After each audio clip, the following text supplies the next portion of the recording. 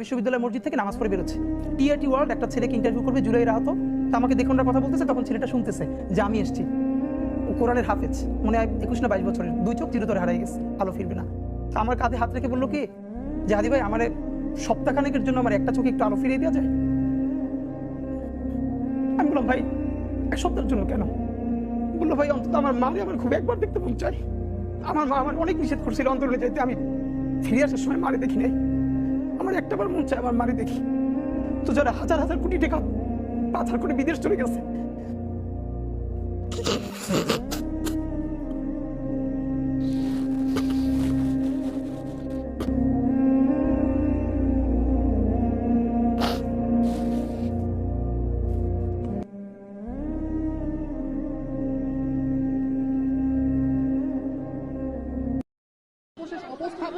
গভীর অন্তরের গভীর ব্যথা নিয়ে এখানে দেখতে এসেছিলাম।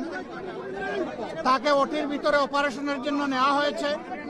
তার চিকিৎসা ক্ষতিগ্রস্ত হতে পারে, এই জন্য আমি ওটিতে ঢুকি নাই, ওটির বাইরে ছিলাম। তার 2 জন ভাই, তার বোন, আত্মীয় স্বজন, তাদের সাথে কথা হয়েছে। আমরা এই ঘটনায় স্তম্ভিত, আমরা এই ঘটনায় বিস্মিত এবং ক্ষুব্ধ।